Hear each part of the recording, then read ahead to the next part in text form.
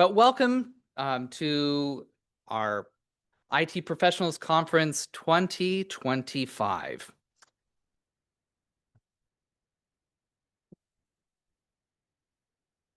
If you need live captioning, that is available. If you scan the QR code, there's also QR codes on most tables.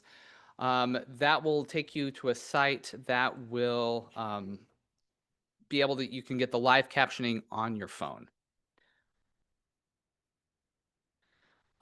As part of this conference, we would like to acknowledge the University of Wisconsin-Madison occupies ancestral Ho-Chunk land, a place their nation has called Tejop since time immemorial.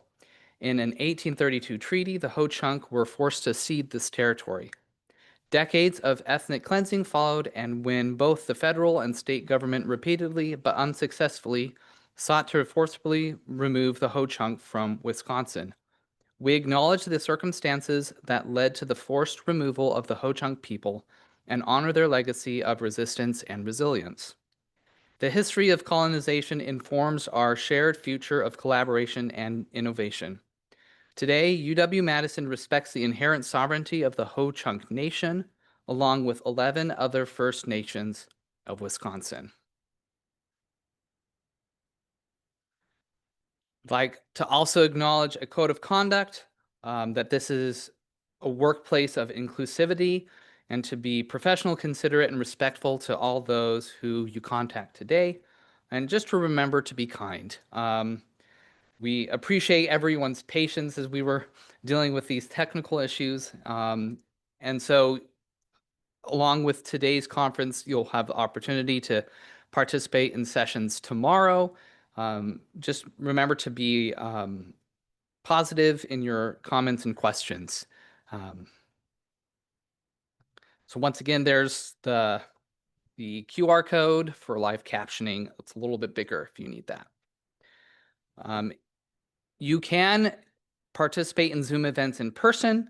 If you need to, you can download the Zoom Workplace from the App Store, log in using SSO, go to the More Events, and you should be able to access the event from there, which includes the full schedule and details. You can check out the speakers' bios and things like that through the Zoom Events site.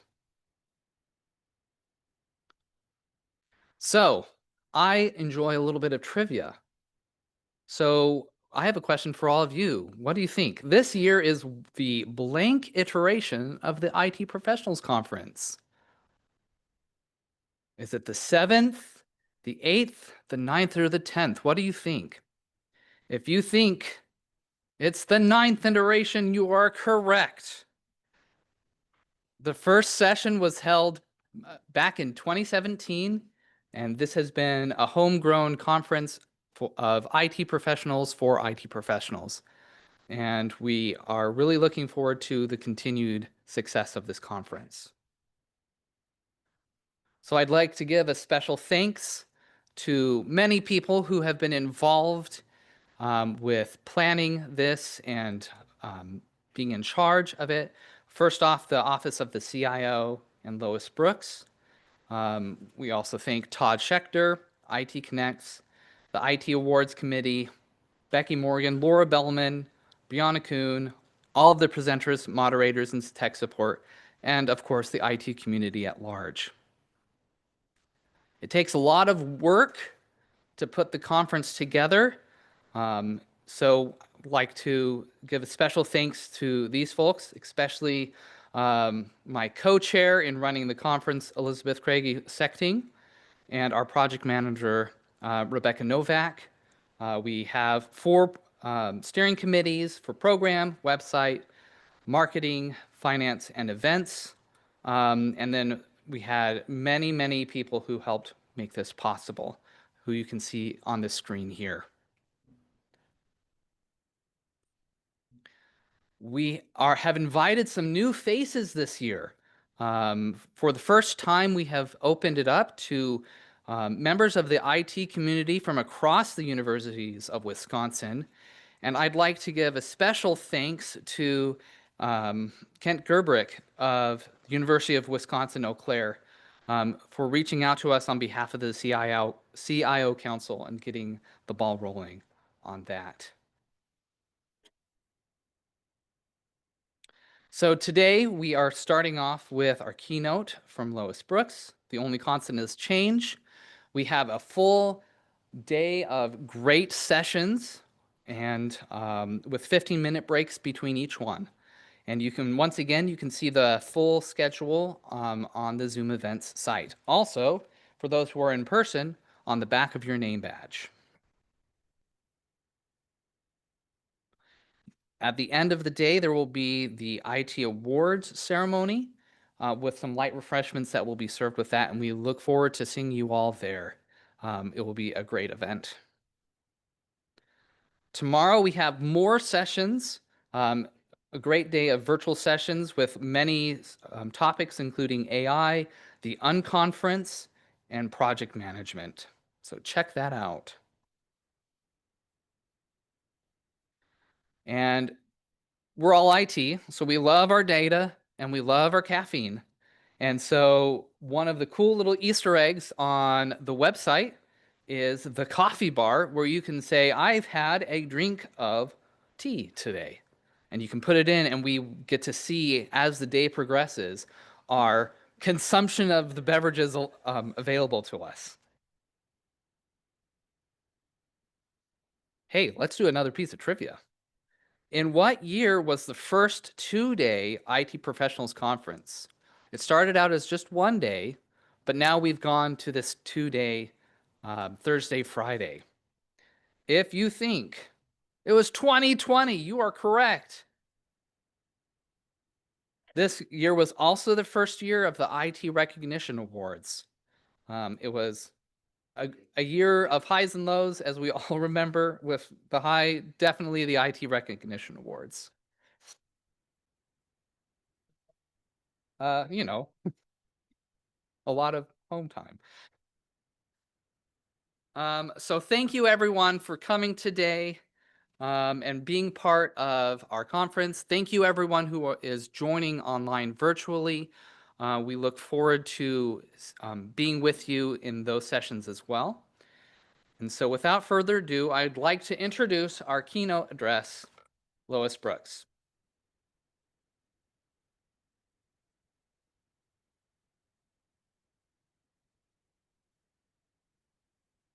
Lois is someone who needs no introduction, but she's going to get one anyways. Lois is the Vice Provost for Information Technology and the CIO since 2018.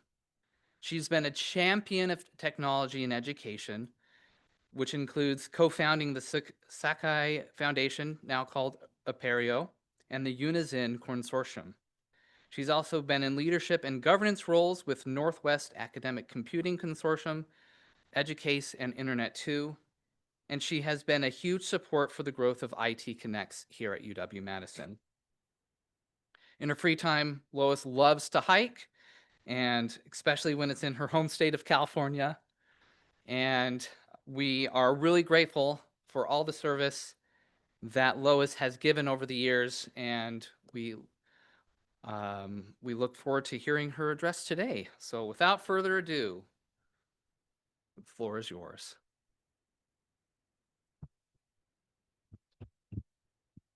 Thanks, David. Mic check. Sound good? Okay, awesome. Hey, good morning, everybody. It is fantastic to be in your company today, and I want to give a special shout out to our friends from around the state who are here. It is going to be even more fun because you're here. So we have a tilted platform, which doesn't bode well for the water. We'll work that out. Hey, so this was my first computer. It was this is a prototype of an IBM portable. It's about the size of a suitcase. And you can see in the front, there are two 5.5-inch floppy drives, and then this little monitor that was embedded. It weighed about 30 pounds, and you can just see on the top back edge, there was a handle that made it portable at the time. I had just started working at Stanford. I was an entry-level job as a departmental assistant. IBM gave this to my boss. He didn't want it, so he gave it to me. And I started playing around with it. And you have to realize what work was like in 1984, that we did accounting on paper ledgers with pencils and calculators. That's how the university ran itself. A few people had the old ARPANET email, but most people didn't. And so you would come in the morning and have your stack of correspondence and open up your envelopes and have your assistant or your secretary type your response. And then you would mail that out and 10 days later get a reply to it. That's how we did our work at the university. Um, Everything was manual, everything was on paper. Some of you may remember standing in line to register for classes. That was the way we did things. But it was Stanford, the university that launched Silicon Valley, the year the personal computer came out. And everything started to change. More computers started to roll. I started built some simple databases for the billing that my department did. We started using simple word processors. Before that, we had to use whiteout to make changes, and so backspacing to retype was novel. Um, and then we started stringing phone net cables. Anybody who doesn't know what that is, you just Google it. Started stringing phone net cables through the ceilings in our offices to connect printers. And printers were amazing because before that, if you wanted a print job, you sent it to the mainframe, and then the next day you walked over to the computer center and picked up your stack of gray bar to get your printouts. And so having a printer like right there that you could go get something from, wowza. Amazing. And so the phone net cables gave way to coax cables, gave way to Ethernet cables. We started building networking around the university. One thing led to the next, and it was always new and changing. And at the time, I had been beta testing some software. It was called Mac Samson, but it allowed you to connect your computer to the network. Because at the time, your computer didn't actually just connect to the network. You had to launch a program to make it connect. Um, and that beta testing I did led to me being invited to join the university's first, what we would call now field support, but it was the first little kind of desktop computing support team. So in 1990, I shifted to that team. And it was the heyday. It was one new thing after the next, after the next. And my job was deploying new technology, helping people use new technology. So we deployed fleets of hundreds of computers. And I will say as a side note, uh, at the day, we required faculty to take a class before they were allowed to have a computer. Things have changed.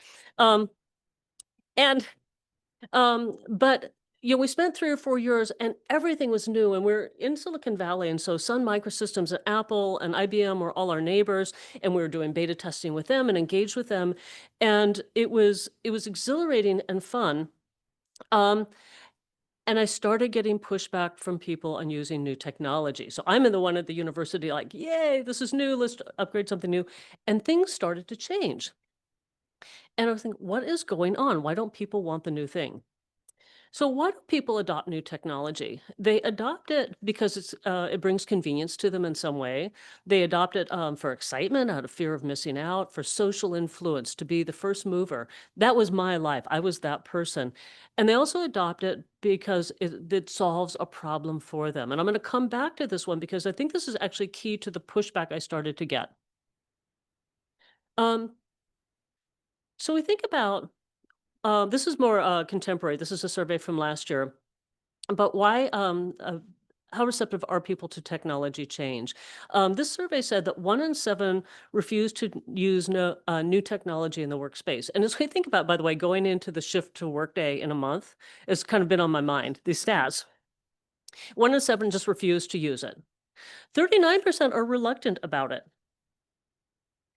And 51% believe that new technology is more disruptive than helpful. And this is a really important thing to keep in mind. And so I started to think about, okay, why are people pushing back on me? And it really came to this. People had adopted a technology to solve a problem. Maybe that problem was distributing course materials to their students, or allowing students to register online, or doing a spreadsheet rather than a paper journal so it would automatically update the numbers. They were solving a problem, and that's why they had adopted. And that problem had already been solved. And so when the new technology came out, their problem was already solved, so it was more disruptive than helpful to them. And so I had to pull back and think about, why do I care? Why do I care if people adopt new technology? I absolutely care for cybersecurity reasons. I care because old technology is difficult and costly to support, and it might be hard on the support team. Um, but I had to really accept that even though I was the tech evangelist, that the pain of what I was pushing might be greater than the value they perceived because their problems had already been solved. And so I had to pivot, and it really caused me to rethink my job. And this stays with me today that my job is not to push technology. My job is to help people solve real problems and get value from technology. So, as I talked to David and Elizabeth about what to talk about here this morning, we hit on this theme of change and intentionality in responding to change. And so I'm going to talk about this in three parts. We just talked about the first one, our role as change agents and how to be mindful and intentional about why you're pushing change and what it means to other people. I want to shift in and talk about life changes. We have life changes. We have families, we have parents. They might require care. Others around us might require care. We might have our own health issues that happen. We may have other life events that happen.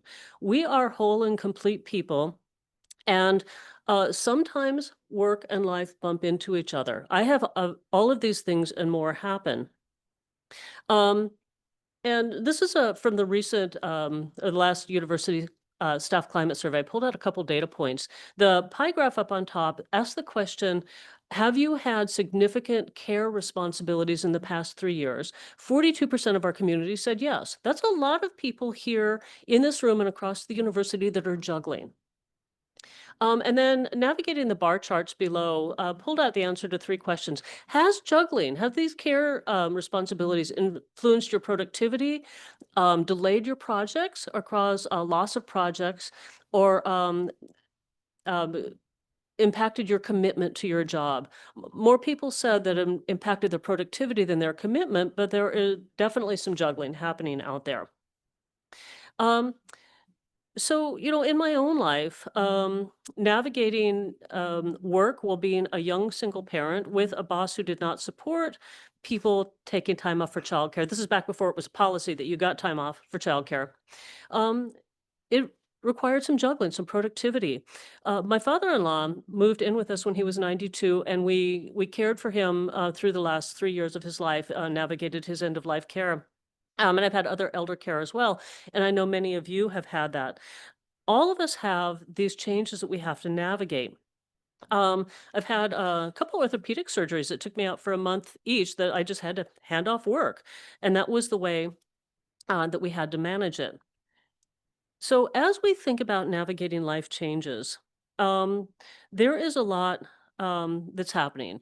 School's going to start in the fall. ATP is coming next month. Workday is coming next month. And as a team, we have to be ready and we have to navigate that. But within this space, we can create space for each other to juggle life and work together. Now, sometimes it's pretty easy. You say, I've got a deadline looming and I've got a sick kid. Let me go renegotiate that. That's a short-term problem. Sometimes you're going to need a bigger adjustment. You're going to have to negotiate maybe a little bit of a shift. I also want to acknowledge that sometimes it's more than you can handle and that you may need some outside help. You may say, this job is not for me. I can't do this right now. That's an unusual circumstance, and I've seen it happen, but I want to acknowledge it. And then we step back from, kind of acknowledging that extreme case and say, sometimes we just need space and grace to navigate life changes. The lessons learned on this: as individuals, be mindful and thoughtful about what you need for yourself. Recognize that you need maybe just a little shift in a deadline. Maybe you need something that's a little bit bigger, but be intentional and mindful about it. As managers, we have to navigate that big picture. We have to deliver, right? But within that, we can create space for our team to be whole and complete individuals and juggle their complex life changes. And I can say from personal experience, I've had inflexible bosses over the years, and I've had others who gave me a little bit of autonomy to manage so that I still had to meet my work goals, but I could take a little time off for a parent care or a child care doctor's appointment and just flex it and hit my goals. And when I'm given that level of kind of flexibility for myself, I'm a much better employee. And I've seen as a manager, when I can give that space to create and hit our deadlines, but flex within it, the team performs better. We retain high quality employees. So the lesson learned as an employee, be mindful about what you need, be on top of it. And as a manager, create the space for other people to be whole and complete individuals.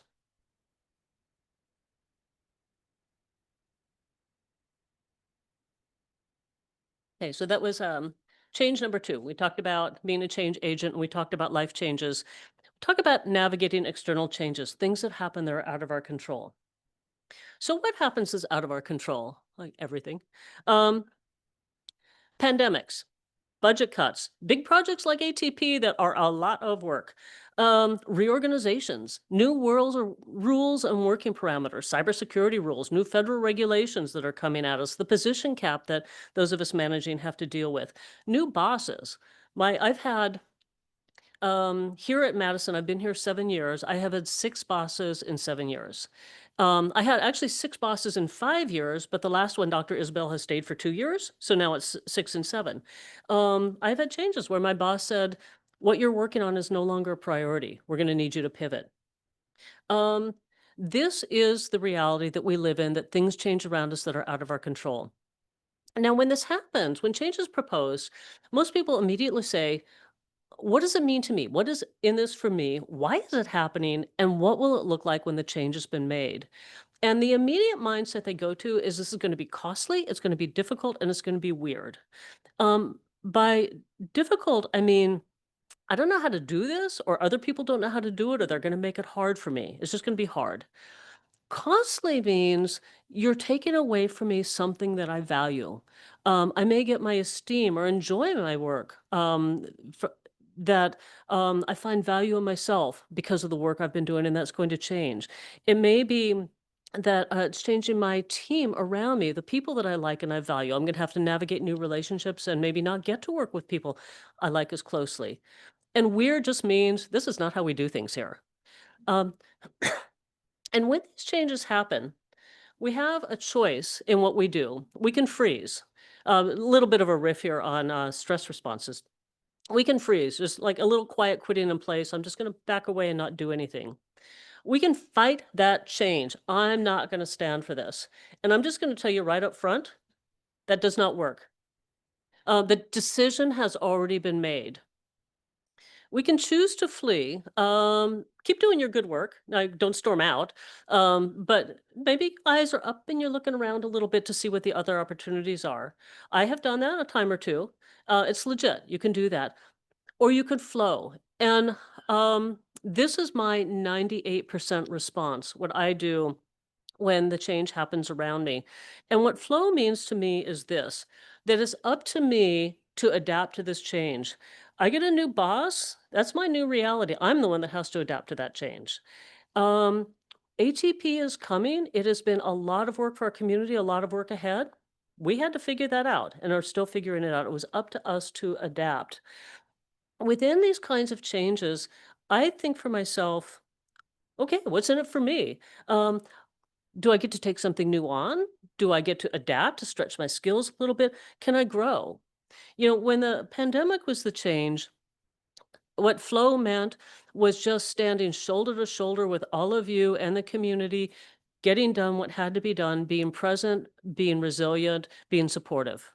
Other kinds of changes, like with the new boss, I have to think, okay, what do I want from this relationship? What do they want? What do I want to assert? How do I want to use the time they give me? How do I want to work with this person? How do they want to work with me?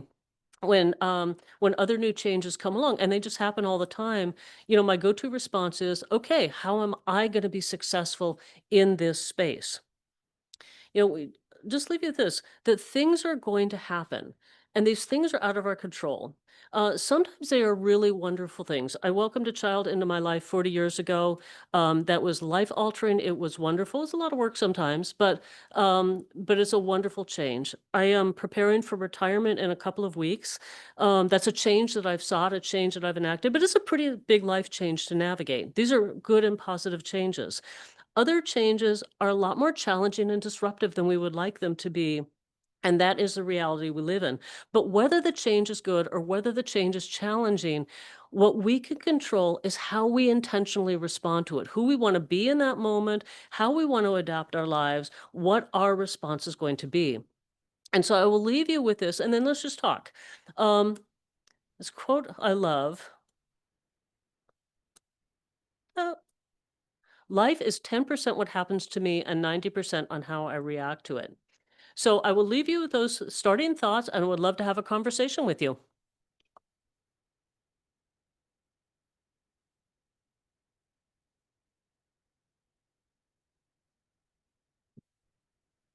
If you have questions or comments in the room, we have a microphone set up there in the middle. So that way we can make sure everyone in the room hears the question and everyone online. For those of you online who have a question, feel free to put it into the chat and we'll make sure that those questions are read out loud. All right. You should talk with me, or otherwise I will pull you.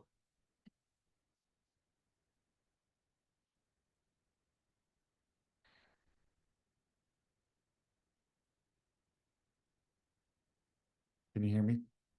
Just. Awesome. I was really, well, I'm a child of the 70s. Kind of missed your 84, 30-pound computer, but I came in shortly after that, so I know exactly what you're talking about. What really struck me is you talked about how at Stanford you worked with all the startups in Silicon Valley at the time. And it seems like there was a really fast-paced set of innovation at Stanford. And I'm thinking, how do we address that where we are today, where it seems like that pace of innovation as the university kind of leading the private sector and how we do technology and how we do things with technology, it seems like that has slowed and there's more barriers in place to that innovation these days. How can we look at that differently? How can we approach it differently? Or what do you think we can do differently going forward to kind of catch back up and become a leader in innovation for businesses instead of businesses leading us? So a couple parts to that question. And it's interesting because as we've grown at the university, in our use of technology, we've had to attend to things like supportability, licensing management, excuse me. And we can be slow to deploy technology because we have to button it down, make sure it's working for everyone, right? And the cost of change is pretty high because, when we change something, we're changing it for 75,000 people in our employee and student community. Within that, though, we have really interesting pockets of innovation, and AI is the great example right now. I don't think I've ever seen anything move as quickly as AI is moving in terms of the capabilities, in terms of the entrance to the market, the changes. We went through a period last winter where we went through, I think it was a licensing change every single week for about a month or 6 weeks, as companies were competing for our attention and trying to figure out their own pricing structures. We need to figure out how to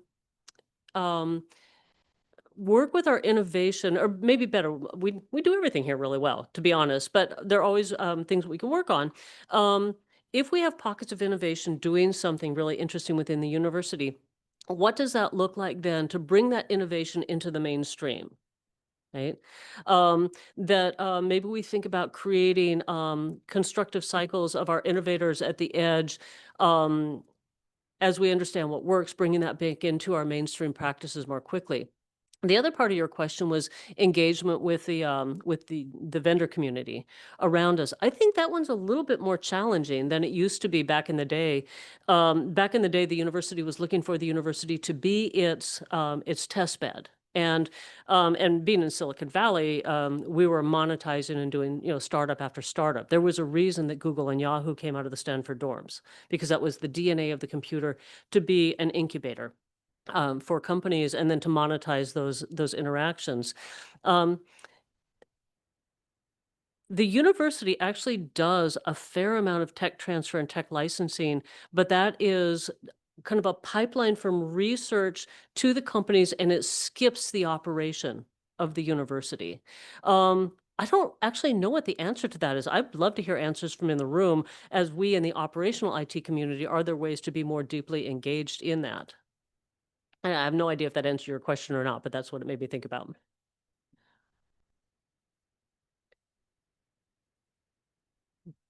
We have a question from online from Patty Havlicek.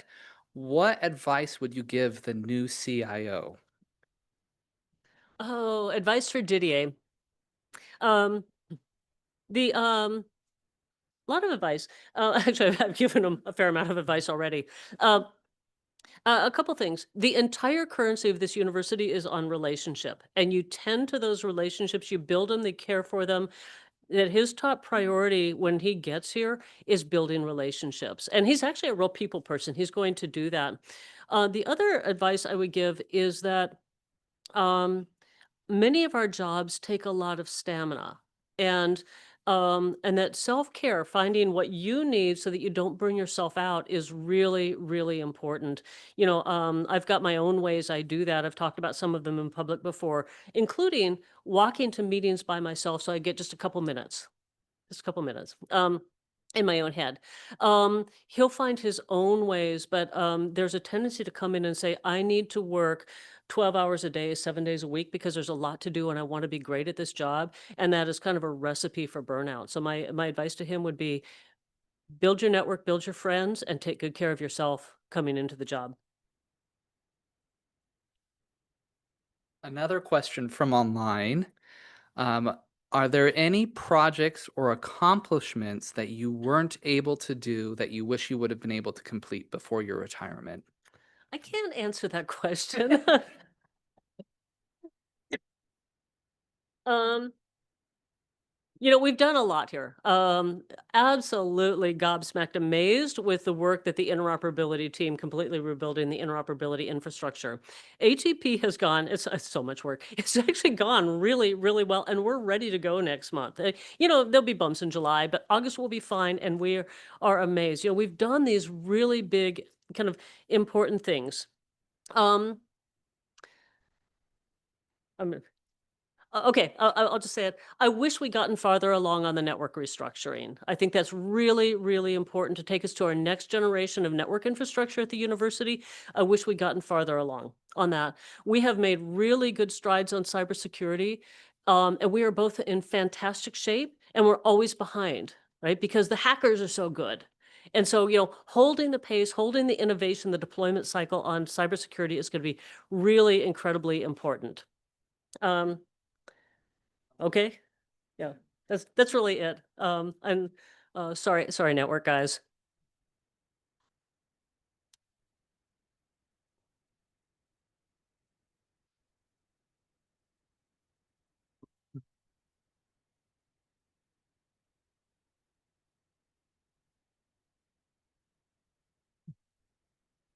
Takes a little work to get over to the microphone. Thinking back to your slide where you had the 4 Fs, which anybody that's been through more training will appreciate having the alliteration there. You had the flow and the fear and the flee and all of that. A lot of that is like you want to get to the flow, but for some people it's really hard. You just have that built-in reflex to flee or to freeze. What kind of tips or tricks would you give people that are trying to get more to the flow, how they can actually do that and get past some of those mental barriers that just instinctively make you freeze? I have, so the question about how do you get past it? One is just practice. You learn that you have to get past it, that freezing and fighting, you're just going to be mad and frustrated. And if you don't want to be mad and frustrated, you need to get in the flow with it. I have a rule for myself. It's called the 1 bad day rule, that if I'm really irritated about something, I give myself 1 day, just be as irritated as I want to be, but the next day, get on with it, right? And get in and figure out, so you kind of acknowledge those reactions, acknowledge that you may not like it, but then just get on with it and say, okay, how I want to live a good life. I want to be happy at work. I want to like my work. And so how am I going to get there to be happy and like my work? How am I going to find the good? And one of the things I've learned over the years, and particularly as I've gotten closer to university leadership, is they're not rash. When they make a decision, even if I don't agree with that decision, it's based in the best that they could do with what they had available to them. And so trying to get to an understanding why they're actually doing this thing that I may not get. One of the things, I'll give an example of that. Are you all familiar with the position cap that came out, right? When that came out, it was like, what? What? And so it took a little bit of time to get into it, to try to understand the basis of it, why they made it agreement, what it was going to mean, and kind of got to a place. It just hit me one day. This is not the worst management problem I've had. I have all the positions I'm going to have. I've got my whole budget, which is not always the case. And to say, okay, I've got these parameters. I can work with them. How am I going to work within it? And to just get practical about, okay, what am I going to do given the constraints that are around me? How am I going to succeed given these parameters? But I will say, Jason, that I think some of it is just experience, knowing that you've got to get to that space pretty quickly, or you're not going to have a happy life. And 1 bad day to really be grumpy about something. All right, we have a comment from online, from Alan. In the bigger picture of change reactions, the fight option becomes possible via the other 3 options when networks and communities of people build consensus and collaboration around how to resist a change by offering a better option. What would you think about that? I think that is absolutely the case. Is that Alan Eng? Yeah. My head, when you say that, Alan, my head immediately goes to community action. To say there's something happening in the world around me, I don't like it, so I'm going to mobilize community. And that is absolutely a valid reaction and a valid way to spend your time to try to enforce the change to make the world be the world that you want it to be. I think that's actually more successful in community action than it might be at the university. Although within the university, if there's kind of an overarching framework of change coming, we can absolutely, through community work, through positive and proactive and productive conversation moving forward, not, I just don't like that, so you can't do it, but hey, you know what? There's some way we can work with this and that might be better than what you came up with. That is absolutely possible. And I see that all the time, and we do that all the time. There have been many occasions at this university and other jobs where people have come to my office and say, you got this thing you're talking about. Can I give you an alternate path or some nuance to that? And easily more than half the time, I accept all or part of what they had to say and say, yeah, that makes it better. But you have to frame it in a way that's not negative and confrontational, but positive and productive to make things better, that you're coming in to help.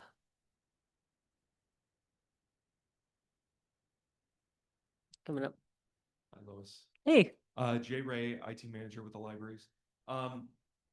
I want to ask you about framing, because as the world gets more technical and our solutions to the problems of the world get more technical, how are we, how can we ensure that we're communicating inclusively what the real world problems we're trying to solve are to a community that potentially doesn't really understand what the problems even are anymore?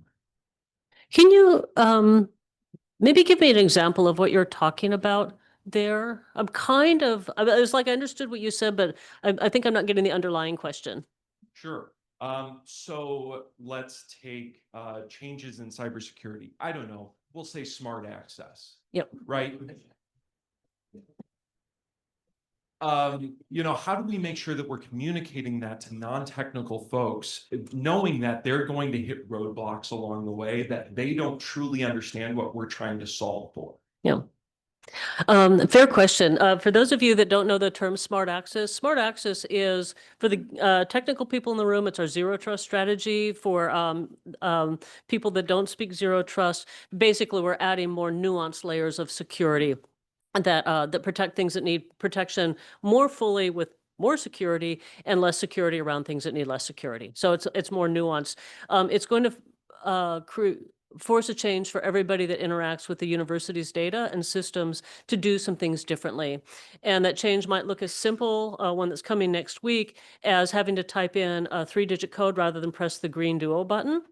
Or it may look like extra layers of security to log into a system. At the kind of more complete stages, it looks like your computer not being allowed to connect to the network unless it's fully patched, right? And so, that can be inconvenient. If I'm just trying to get my thing done and I haven't downloaded my patches and I have to go download my patches to get my thing done, it might be just annoying in the moment, I would say. But we need them to do that so that they don't infect our systems. I think what we need to do on this are a couple things. We have just launched this at the university into the tech community, just started talking about it in the last few weeks. We've been talking about it within the Division of IT for a while now and working through a lot of the underlying technical details. I think that we need to be really transparent about the fact that it's a bad world out there and hackers are really good at what they do.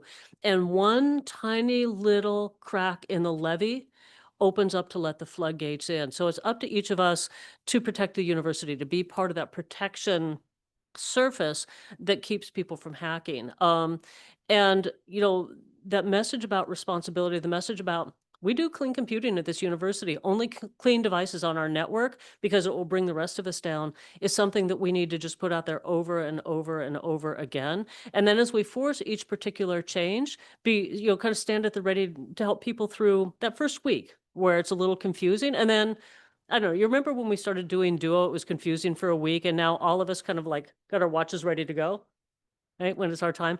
It becomes second nature, and we will get there with each of these new changes, but we should break it down and treat each one as its separate little change exercise. And by the way, we have to do this or we're going to get hacked, and hacking is really bad.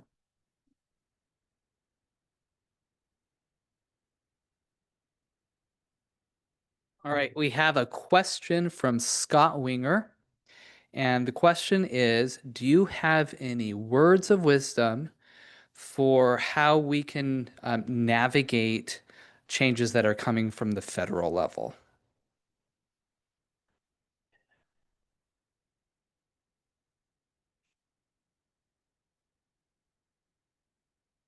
I'm going to give a really unsatisfying answer to this.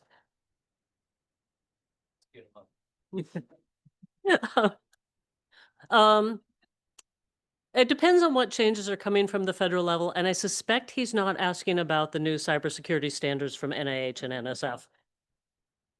Right? New cybersecurity standards from NIH and NSF. Let's just go do cybersecurity stuff and take care of it. I suspect he's asking about social change from the federal government, and this is my unsatisfying answer: that we need to separate our work lives from our personal lives on this.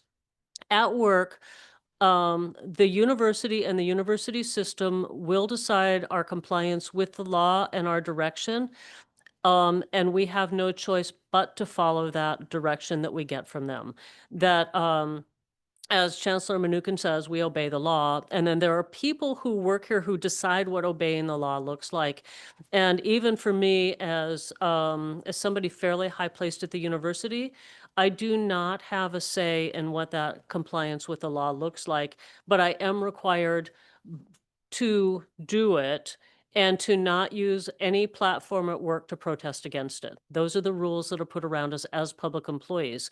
Separating out to our private lives, we may form and organize in our community as we choose. We may vote as we choose. We may donate as we choose, but that we must, as public employees, separate our personal reaction from our workplace reaction. I know that is not a satisfying answer, but it is actually the reality of being an employee of a state university. So anybody want to jump in on that one? So I was really asking about words that might help us as professionals at work focus productively.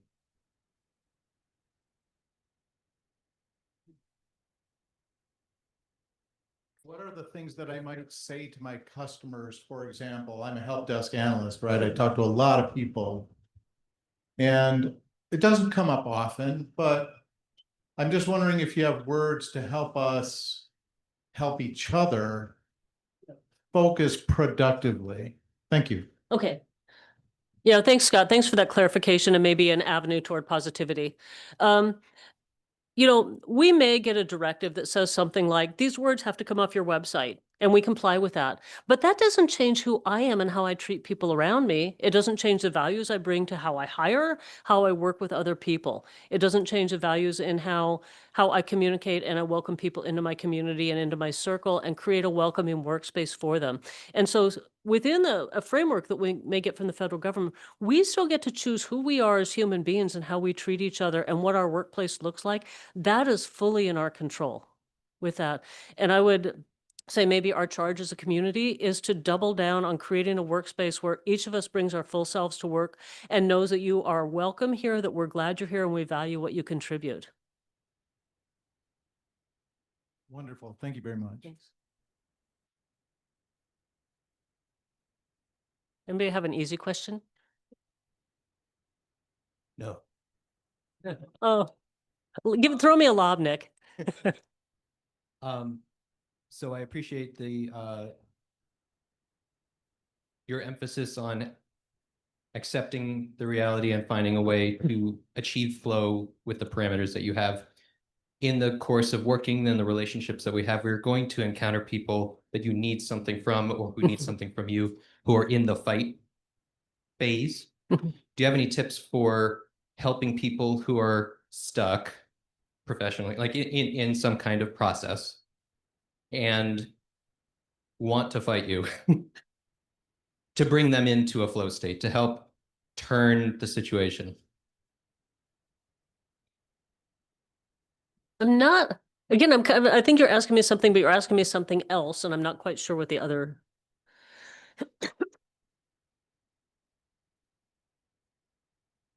I guess it's about how do you turn a potential adversary into a collaborator? I don't know. You know, we've all had moments where we butt heads with somebody, have a difference with it. I try to do a couple of things. One is, somebody taught me years ago, it's kind of the coffee trick. It doesn't have to be coffee, any beverage of your choice. But when you take refreshment with somebody, when you sit down and you have a cup of tea or a cup of coffee or whatever you're having, that act of doing that together creates a bond and a bridge. And so if you're having kind of a rough moment with somebody, the thing to do is invite them out for a beverage of choice and sit down and talk and just say, let's just take a few minutes together and reconnect as human beings. Figure out what the core issue is. And you know, if you're not into something that's deep and fundamental, like a difference in core values or ethics, but something that's overcomable, a disagreement about something that happened at work, an approach to something, how a meeting went, what have you, take it offline, sit down with them and find a moment to reconnect as humans. Maybe they end up being your besties, maybe they don't, but at the end of it, if you can have a positive and productive working relationship, however you define that, your work life is going to be a lot better. And quite frankly, if you don't, you're going to annoy everybody around you because the two of you are at odds, and it creates disruption, disharmony in the workplace. So kind of understand it's your responsibility not to do that. Did that get anywhere close to the answer to your question? I like it. Okay. I'm happy to run the mic to anyone who wants it. I'm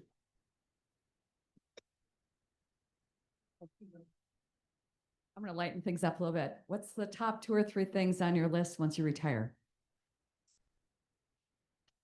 So my last day is June 20th, and on June 21st, we fly to South America to go to the Galapagos. Yeah. This is a bucket list trip for me. And then we've got some other travel planned. My husband's already retired, and so definitely time with them. I think many people know our family home is in Southern California, where our kids and grandkids are. And so a lot of family time coming up. So that's really it, is travel, time with the family, time with, gosh, envision reading something besides email and work reports. It's an exciting prospect. So it's just really changing it up, kind of more leisure, more time with the people around me.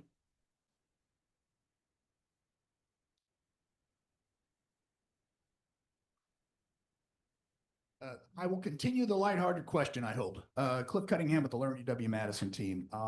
You are in a rather unique generation that really saw massive leaps forward. And even by the time I got in, we were mostly switching from kilobytes to megabytes. That was the big thing. But I'm just curious, like, what do you consider the one or two biggest leaps in technology that you were able to personally witness and that made you kind of go, holy cow, this is massive?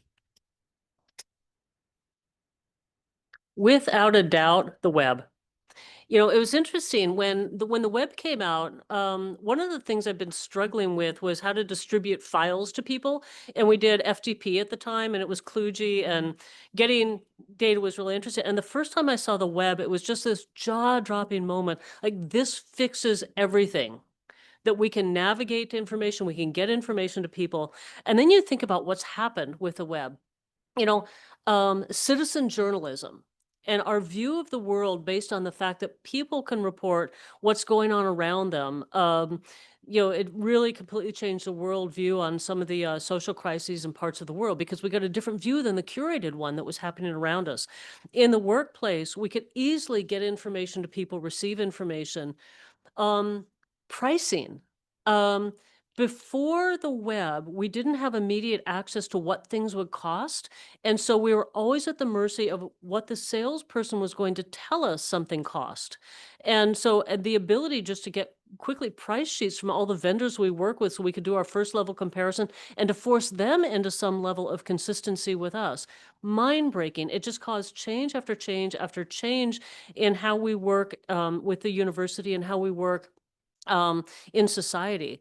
I had the same moment, and it hasn't really taken hold in mainstream, but the next time I had that this will change everything moment was the first time I saw augmented reality.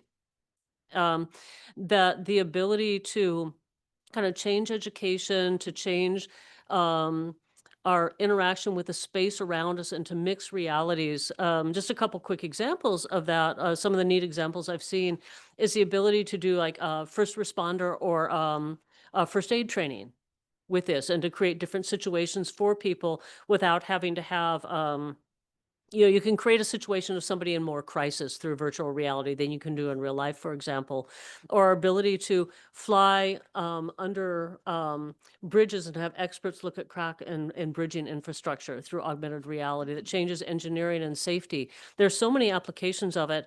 It's still kind of difficult and it's still coming out in mainstream, but if it does become mainstream, I think it has the ability to change things in a really amazing way.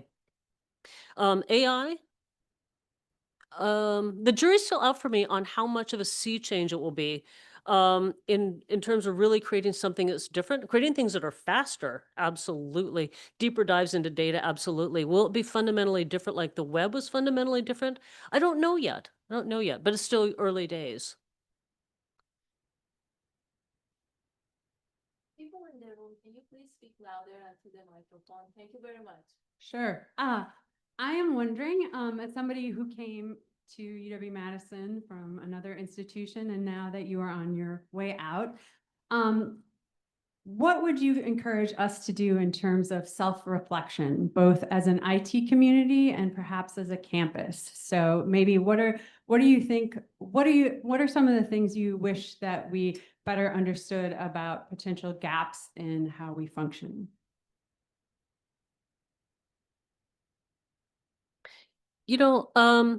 So we are really amazing here. I just want to say we don't have these wide gaps, but there are always things, right? Always things to work on. I think a couple things that we are very, very busy, and it's sometimes very easy to be busy in the problem of the moment and the problem of the day without kind of taking a step back to say, is there a way that I can kind of automate this, prevent this problem from happening in the future, kind of think a little bit bigger, more systemic long-term here. So I would say maybe maybe sometimes kind of a step back for a little reflection. We have in our organization a practice of post-incident review, which is an active analysis. When something happens, to say, okay, why did that happen? What went well? What didn't go well? What are we going to do? And then we act on what didn't go well. I think that's a really healthy and good practice. And I think that we can extend that in kind of lightweight ways to more things that we do. To say, okay, that interaction didn't go pretty well. Let me just not be vexed at that person, but take a step back and say, okay, we're both good, smart, well-intentioned people. Why didn't that go well? So just a little bit of pause and reflection, I think, is a huge and helpful thing. In the bigger picture, it's hard to say because this is really quite a wonderful university, but I think that we tout quite rightly things like our high graduation rate, high persistence rates for our students, but not every student graduates and persists, right? And maybe we think a little more deeply about the ones who aren't, even while we're celebrating the ones who do.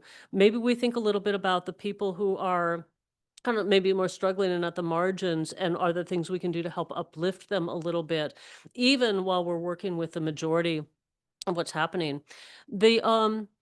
The changing federal funding landscape is going to cause the university some deep reflection as we think about what we're going to do with our money related to the loss of grants, bridging over some of the grants, changing financial aid. There may be additional pressure on some of us to conserve money, to do more financial aid or student support. And I think that's good and that's wise, but as a community, we need to think not just about what does this mean for me, but how am I contributing to the university getting through a funding crisis? Might be something to think about. Again, did that get close to? Okay. So I don't really have a question. But I wanted to tell you that that picture of that IBM computer reminded me of the display rate terminal I used to use summers during college, which was just about that time. So thank you for reminding me that I am not quite retiring yet, but hopefully soon.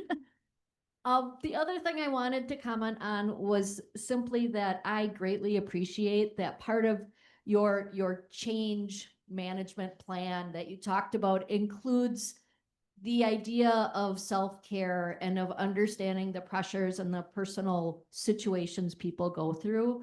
We hear that. We don't always hear it articulated in a group like this, and I think it's really meaningful. I was talking to Anna Lewis before you began talking, and we both admitted that it's really hard because things that we never worried about before are now at the top of our minds. You know, what's going to happen, and nobody really knows. As I've gotten older, I've played more and more roles in other people's lives and had to take that on. So I appreciate you saying that and acknowledging that in this group, and we will miss you. Distributed IT will miss you. Thank you for that. Thank you.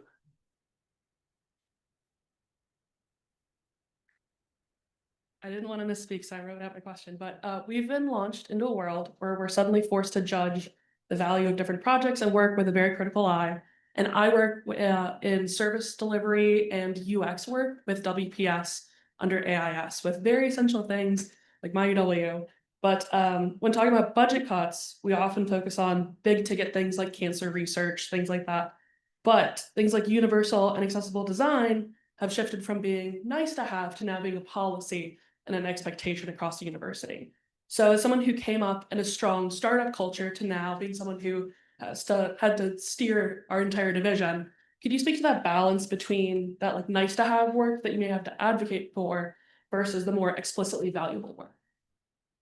Who's left on the more explicit? Yeah, the more explicitly valuable work Okay. that everyone kind of gets versus the stuff that you may have to convince, but still makes a big difference.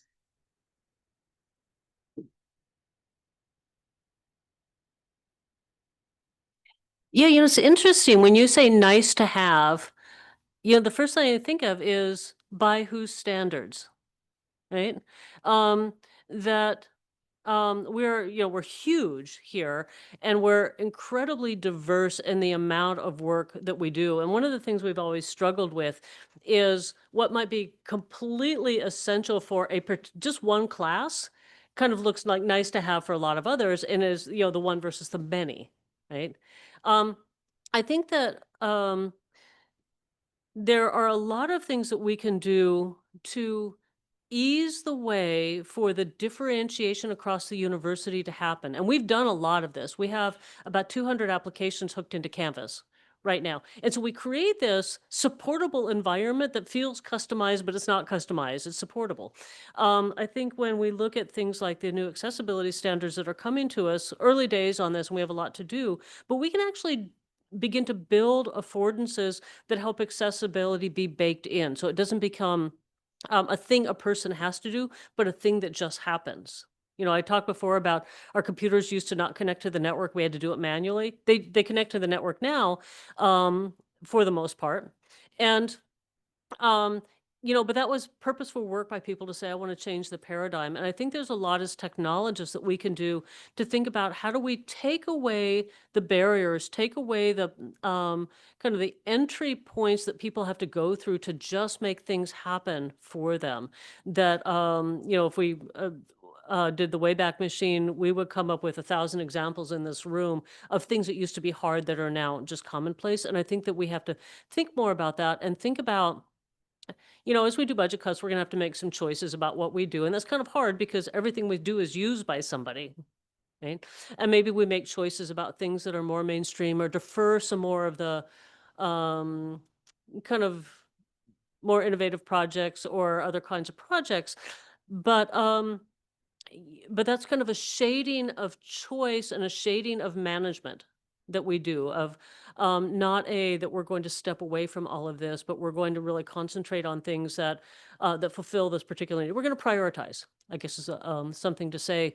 But I would encourage all of you, because you're all clever, is to use that cleverness to think about how to lift the barriers away and to solve real problems in a way that that take the pain away and are sustainable, because each of you has the ability to do that with your knowledge and your skill.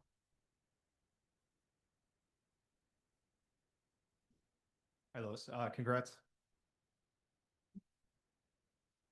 Has to be closer to me. All right.